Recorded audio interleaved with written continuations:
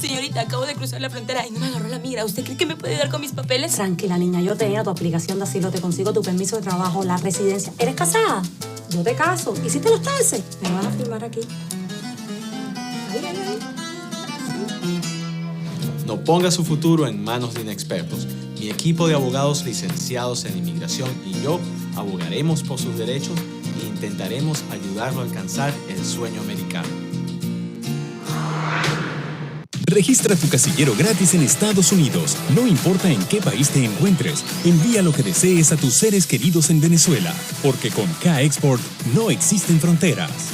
Menciona en nuestra sede de Estados Unidos que nos viste en Factores de Poder y obtendrás un 10% de descuento en tu primer envío. Te invitamos a formar parte de nuestra gran familia K-Export.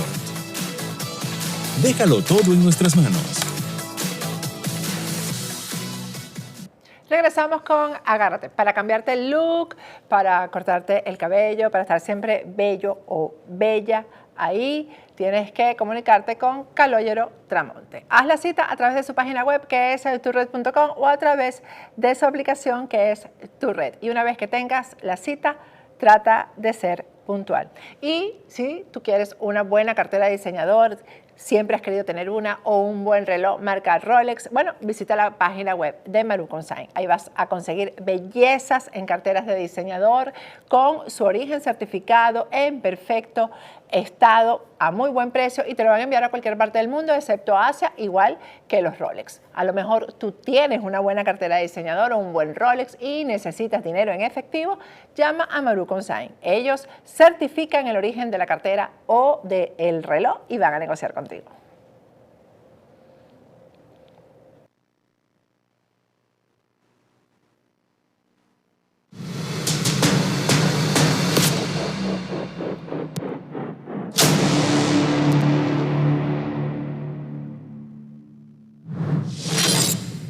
Regresamos con Agárrate.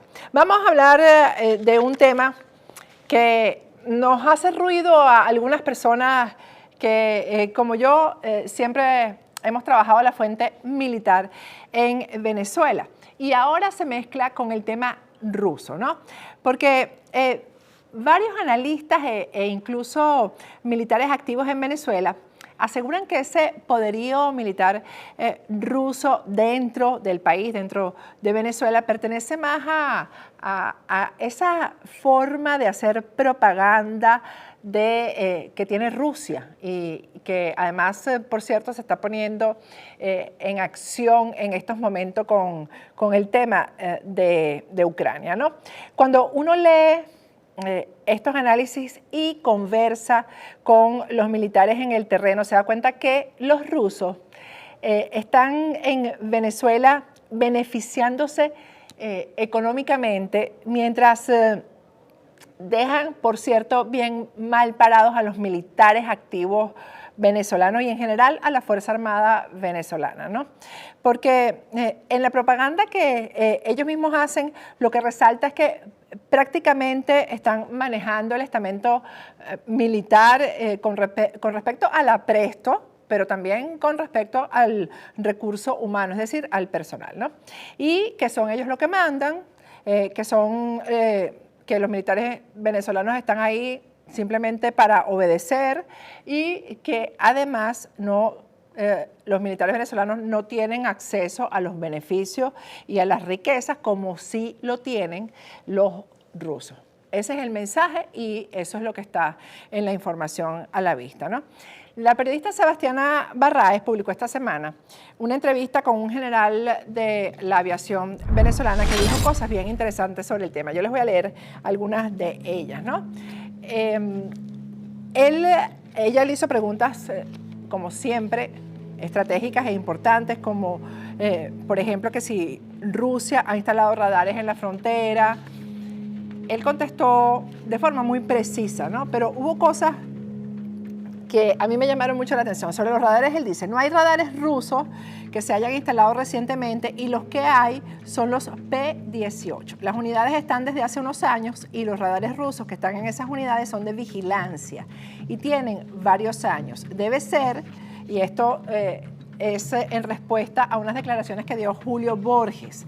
Debe ser que el señor Borges se enteró ahora de eso, pero no hay nada nuevo al respecto y se pueden ver a 300 kilómetros, ¿no? Sobre esta campaña de desinformación, fíjense. Este militar se hacía una pregunta. Los rusos han sobrevolado territorio colombiano usando nuestra frontera. Y él dice, los rusos no tienen aviones propios en Venezuela. Lo que tiene Venezuela son aviones de fabricación rusa, como los Sukhoi 30. Pero Rusia no ha desplegado sus aviones hasta Venezuela. Lo que ha venido 2 veces son los aviones Tupolev, que los rusos llaman cisne blanco, que son grandotes y son bombarderos estratégicos, pero eso fue una campaña mediática de desinformación. Es decir, lo hicieron para mostrar, estamos aquí, quisieron dar la sensación de poder y fuerza porque los Tupolev son bombarderos que pueden portar armas nucleares y bombas convencionales. Pero eso ocurrió en diciembre del 2018 y ahora no lo van a hacer, dice este general. A los rusos, esto es bien interesante, a los rusos lo que les gusta es estar en los hoteles 5 estrellas. Que los transporten en buenos vehículos y no se quedan en el territorio. No hay bases militares rusas en Venezuela. Incluso uno de los sitios que el general Christopher Figuera mencionó como base militar rusa está en el fuerte Paramacay de Valencia, estado Carabobo. Pero los rusos están ahí porque montaron dentro del fuerte, donde funciona la 41 unidad blindada, un taller súper sofisticado de reparación de blindados. Ahí reparan todos los blindados rusos y también los no rusos, como los tanques AMX-30. Hace poco, los rusos fueron al Escamoto en el Orza del estado Apure. Hicieron lo mismo que en otras instalaciones militares de la frontera. Llevan equipos y hasta alimentos. Estuvieron unos días, hicieron pruebas con drones y después se fueron. Sí, en el Escamoto del Orza, que es una unidad mecanizada, hay blindados. Y en el caso de la frontera, los rusos van de comisión, hacen trabajitos rápidos en esos montes y se regresan a Caracas o a Carabobo. Así operan ellos. No se quedan en el territorio de frontera, porque lo que les gusta es los sitios con buenos hoteles y centros de diversión. A ellos les gusta estar en Caracas y Valencia. Y tiene razón cuando dice que los rusos llevan todo, porque son paranoicos y no confían en nadie ni en nada. Por eso llevan hasta el agua que consumen. Habitantes de El Orza me dicen que los veían en el pueblo comprando algunas cosas puntuales. Sí, ellos normalmente compran cigarrillos o cosas así y se visten con los uniformes de la Fuerza Armada venezolana. En la zona de Apure estaba operando un radar chino JY-11B, que es radar de baja cota, y lo usaban para las avionetas que cargaban o aterrizaban cargadas de droga en los llanos. ¿Qué pasó ayer? Pues lamentablemente un helicóptero de fabricación rusa se precipitó a tierra y 2 militares venezolanos resultaron heridos. Pero 2 militares hasta ahora es el parte que tenemos. Pero esto no pasó, y esto hay que aclararlo, porque los militares no sabían volar, porque hayan sido inexpertos pilotos, no. Vamos a ver un video de un helicóptero ruso de modelo distinto, pero de fabricación rusa, igual que el que se cayó ayer. Este video es de hace 6 años, de un helicóptero ruso, repito, fabricación rusa, en Rusia, precipitándose a tierra. Fíjense bien la forma en que cae.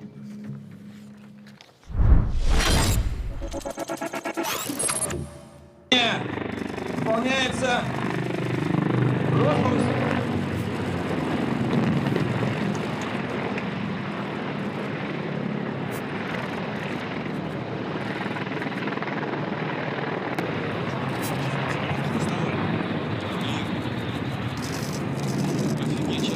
Носовой, смотри, вид носовой стал.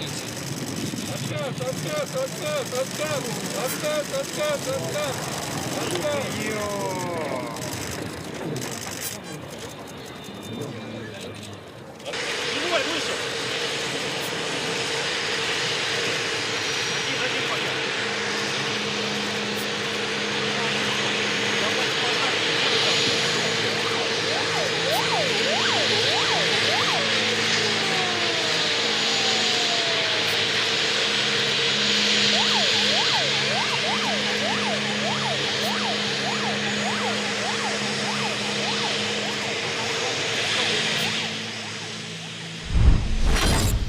cierto con estos accidentes siempre se mata alguno de los tripulantes. Ahí sobrevivió uno y se mató el otro. Bueno, eso fue hace 6 años, repito, Rusia, un helicóptero de otro modelo, pero también de fabricación rusa. Vamos a ver cómo cayó el helicóptero de fabricación rusa ayer en Venezuela.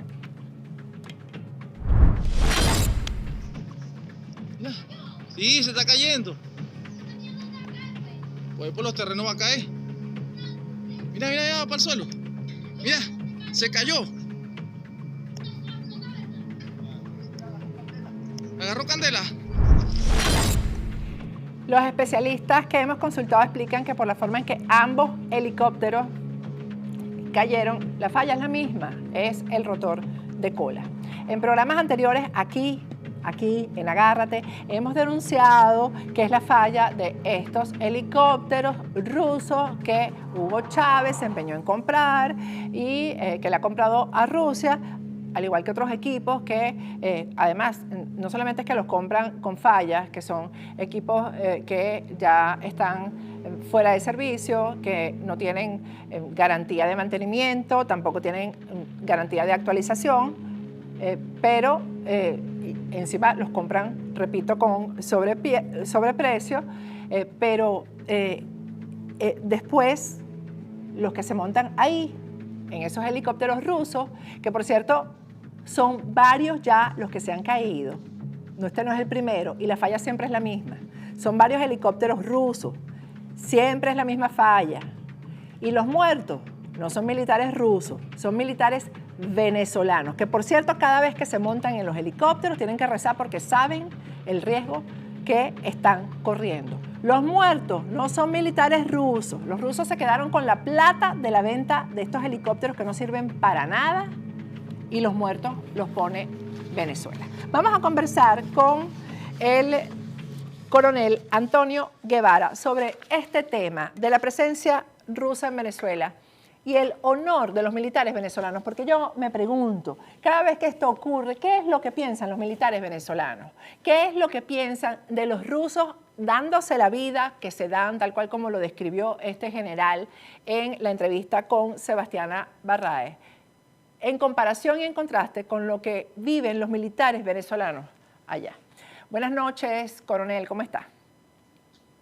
Buenas noches, Patricia, muchas gracias por la invitación. Este diagnóstico que hizo este general es acertado. Nosotros sabemos que el coronel Antonio Guevara mantiene fuentes que son de muchísima importancia. ¿Es acertado o no es acertado? Bueno, yo creo que es acertado, pero yo creo que está un poquitico, como decimos, yo no soy artillero, yo soy infante, pero como dicen los artilleros, el tiro está un poco corto. Okay. Y digo un poco corto porque detrás de este proceso de transferencia, nosotros históricamente, desde que modernizamos las Fuerzas Armadas, desde que se modernizaron las Fuerzas Armadas y se vivió la etapa democrática desde 1958 hasta 1998, nosotros teníamos una vinculación muy estrecha desde el punto de vista doctrinario, operativo, conceptual, con las Fuerzas Armadas occidentales. Vale decir Estados Unidos, Francia, España, incluso Brasil, para hablar de los vecinos. Cuando hubo la migración a partir de la llegada de la Revolución Bolivariana en el año 2001, nosotros empezamos a suscribir algunos acuerdos políticos, militares y comerciales fundamentalmente privando lo político con Rusia. Con Rusia porque la llegada de la Revolución Bolivariana fue después de la caída del muro de Berlín y la desaparición de la Unión Soviética y por supuesto también de la Guerra Fría. Y entonces empezamos a hacer adquisiciones a Rusia. Entiendo que, yo digo que el general probablemente se quedó un poco corto porque detrás de todo esto hay un tema probablemente de corrupción. Acabo de oír una declaración del segundo al mando de la Revolución Bolivariana, que es Diosdado Cabello, donde dice que ellos no están obligados a justificar las compras que hagan desde el punto de vista militar a nadie. Eso deja entre paréntesis, a propósito, muy mal parada a la Asamblea Nacional que se instaló desde el año 2015 y que se supone, digo entre comillas, se supone que todavía está vigente, porque una de las funciones que más importantes que tiene la Asamblea Nacional es la de ejercer la función controladora. Y detrás de todas esas adquisiciones que hubo desde el año 2001, en que empezaron a hacerse la suscripción de los acuerdos políticos, militares y comerciales con Rusia, con China, con Turquía, con Irán, con Cuba, con Nicaragua y con todos los países de esa órbita enfrentados a Estados Unidos, hay un gran manto de opacidad en el que nadie lo conoce. Entonces, estamos hablando en este momento y fundamentalmente porque ocurrió hace poco el incidente del helicóptero MI que se cayó con estos 4 tripulantes, pero ha habido 7 incidentes posteriores. Y generalmente el que hace de mampara son los helicópteros, porque los helicópteros son los caballitos de batalla en el abastecimiento, supervisión, reconocimiento y transporte en las bases de protección fronteriza. Entonces ha habido 7 accidentes trágicos, por supuesto, de los cuales 6 son del Ejército y 1 de la Guardia Nacional de Venezuela. Y digo que estos son la mampara porque los helicópteros son los que hacen la aparición pública más evidente, más notoria. Pero hay casi 11 contratos que se suscribieron con la República, la Federación Rusa, de adquisición de material de guerra. No voy a mencionar los de China, ni voy a mencionar lo que ha ocurrido con Turquía, ni voy a mencionar lo que ha ocurrido con Irán. Voy a mencionar fundamentalmente lo que ha ocurrido con Rusia. Y voy a leerlos rápidamente aquí. Son por lo menos los cazas Sukhoi que están ubicados en la base aérea de Barcelona, que son 24. De los 24 creo que están en operativos 18. Los helicópteros MI, de los cuales ya se han caído 7. La fábrica de fusiles, que eso es la fábrica de fusiles AK-47 que está pendiente. Todos los años dicen que la van a instalar y nunca la ponen a funcionar. Los 94 tanques T-72B1 que se adquirieron, los vehículos blindados de la serie 8x8 BTR de 80, que creo que están en el orden de los 300, los sistemas de misiles de lanzacohetes múltiples, que son unos misiles que se adquirieron también a Rusia, los obuses autopropulsados para la artillería de campaña, un sistema de defensa aeroespacial, que ese es uno de los más significativos. Estamos hablando del sistema Pechora, que es el que ellos siempre alardean. Eso es una millonada en dólares. Estamos hablando también de los sistemas de misiles antiaéreos de alcance medio Buka M2E. Estamos hablando de los sistemas antiaéreos Iglo. Y hay también una factura reciente de una cantidad indeterminada de drones que se han adquirido. Algunos dicen que se adquirieron a Irán, otros dicen que se adquirieron a Rusia. El tema aquí es, por eso es que digo que el disparo que hizo el general se quedó un poco corto.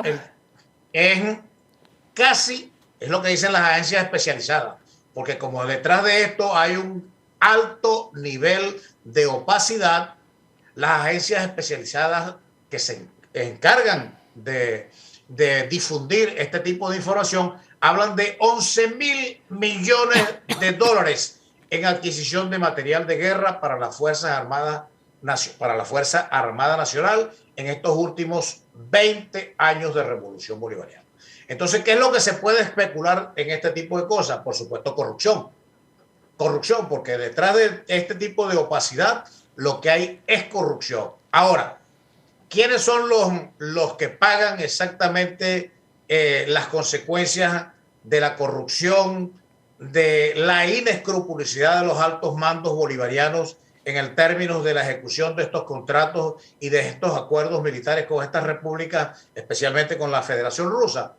Los niveles intermedios, estamos hablando, porque siempre los que mueren son los capitanes, los mayores, los tenientes coroneles, los cuadros medios e intermedios que van a cumplir espontánea y voluntariamente los acuerdos suscritos con la misión que tienen establecida a lo largo y ancho de las fronteras.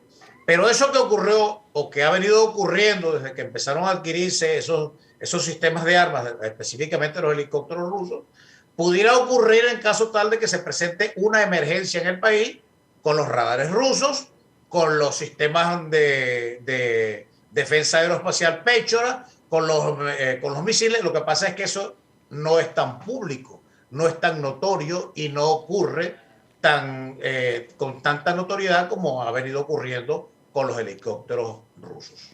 Porque lo de los helicópteros es lo que tú dices, está a la vista. Fíjate que además los socorristas fueron habitantes de la zona, fueron los que lograron sacar a los tripulantes. Pero en este caso, y es una pregunta porque tengo dudas sobre eso, anteriormente, ¿cómo se hacían estas adquisiciones? Estas compras no pasaban por ejemplo, por la Comisión de Defensa del Congreso, antes de Chávez. Sí, estas compras tenían un proceso, en primer lugar, a través de quien requería del sistema de defensa, por lo menos. Si era el ejército, en el ejército se hacía un estudio de Estado Mayor, se presentaban los análisis correspondientes y eso se elevaba al Ministerio de la Defensa. En el Ministerio de la Defensa también se hacían los estudios correspondientes y eso se pasaba por la Comisión de Defensa del Senado en el antiguo Congreso de la República y luego se elevaba, pero además eso pasaba por un proceso a través del órgano controlador de las Fuerzas Armadas Nacionales. Y hasta que ese proceso se afinaba y se decidía con base al abanico de ofertas que se presentaban por este o por aquel. Pero luego de eso, que eso se decidía la adquisición del proceso, también había un proceso de recepción del material que se pasaba por un control perceptivo a través de la Contraloría de las Fuerzas Armadas Nacionales y del requiriente en este particular, sea el Ejército, sea la Armada, sea la Aviación o sea la Guardia Nacional. O sea, había un proceso un poco fluido.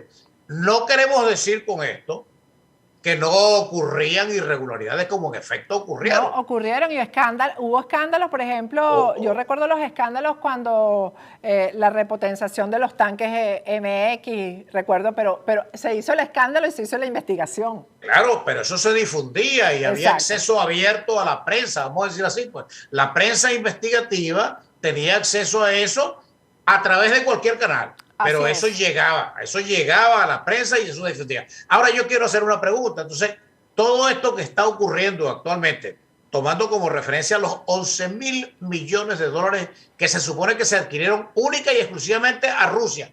Esa es una deuda que tenemos con Rusia. No sé cómo se pagó, pero todo el mundo sabe que se ha ido pagando a través de asignaciones en el arco minero, oro, pero fundamentalmente a través de la corrupción. Corrupción en Rusia y corrupción aquí en Venezuela. Entonces, el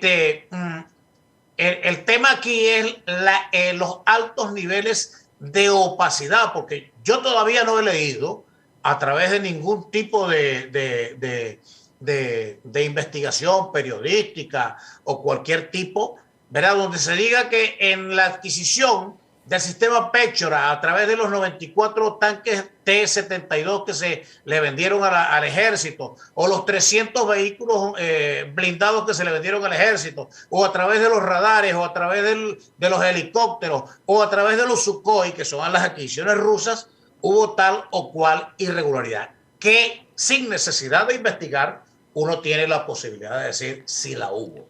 No solamente eso, una pregunta que hay que hacerse es cada cuánto hay, digamos, como la actualización de estos equipos. Por ejemplo, ¿quién se encarga de esto? ¿Quién se encarga de probarlos? ¿A quién se le entregan estos equipos? Por ejemplo, Antonio, ¿no? Llegan a Venezuela y ¿cuál es el ente encargado de recibirlos, como dices tú, como se hacía antes, revisarlos, probarlos? Nunca se sabe nada de eso.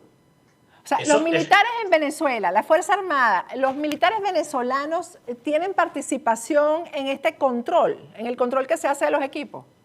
Deberían de tener a través de la Contraloría General de las Fuerzas Armadas Nacionales o de la Fuerza Armada Nacional, deberían de tener a través del que lo recibe, pero además deberían de tenerlo también porque antes de recibirlo, porque el procedimiento que había anteriormente es que se hacía un control perceptivo allá, en el sitio, antes de llegar el material a Venezuela. Que también se determinaba exactamente el estado. Se criticaba porque decían que eso era un cuento de los militares para viajar. O sea, decían que era una excusa y luego se criticaba eso también. Había las dos cosas, pero por lo menos se cumplía con el procedimiento. En este momento, en 23 años de revolución, nadie sabe cómo funciona eso a través de la Contraloría General de la Fuerza Armada, pero además de los que reciben el material, el Ejército, la Armada, la Aviación y la Guardia Nacional. Entonces, nadie sabe qué ocurre, cómo ocurre eso, porque el nivel, como te digo, el nivel de opacidad es exageradamente alto. Y cuando el nivel de opacidad es exageradamente alto, el paso de la corrupción es libre y fluido. Sí, y no se sabe exactamente cómo se pagan esas cuentas, a cuenta de qué, no se sabe ni siquiera eso, cuáles son las asignaciones que se le ha dado a Rusia de lo que está debajo en el subsuelo venezolano. Claro. No se sabe. Ahora, hay que tomar unas referencias, es importante tomar unas referencias. Cuando el presidente Chávez en el año 2001 empezó a suscribir estos acuerdos, y se empezaron a suscribir los acuerdos formalmente a partir del año 2005. Después de eso, el ministro de Relaciones Exteriores era Nicolás Maduro. O sea, Nicolás Maduro conoce al pie de la letra exactamente todo el proceso de adquisiciones. Ese proceso de adquisiciones, por supuesto, lleva unas fases. El material empezó a recibirse a partir de los años 2010, 2011, 2012, 2013, pero fundamentalmente a partir del año 2014. A partir del año 2014, el hombre que estaba al frente del Comando Estratégico Operacional de la Fuerza Armada Nacional era el actual general en jefe Vladimir Padrino López. De manera tal que en esa junta que hay entre Vladimir Padrino, que tiene como ministro ya, va para 8 años. En esa junta que hay entre Vladimir Padrino López como ministro actual y en aquel momento el canciller, que era Nicolás Maduro y que ahora es presidente de la República, bueno, Patricia, uno puede sacar las conclusiones a través de un método científico que existe en Venezuela que se llama rabo de cochino, pata de cochino, oreja de cochino y trompa de cochino. Eso no puede ser un ornitorrinco. Con estos niveles de opacidad que hay, en donde precisamente la bandera que está clavada allí en estos 11.000 millones de dólares por el proceso de adquisiciones es la bandera de la corrupción. Y lo otro es la conducta de los rusos en Venezuela, la conducta que describe aquí el general, ¿no? Cómo se comporta, lo que hacen es disfrutar de los hoteles 5 estrellas, disfrutar de beneficios que no disfrutan los militares en general allá. No lo disfrutan. Claro, es que por eso es que te hablo de que, en las Fuerzas Armadas hay un lema muy claro, ¿verdad? Que dice, los generales planifican y concentran.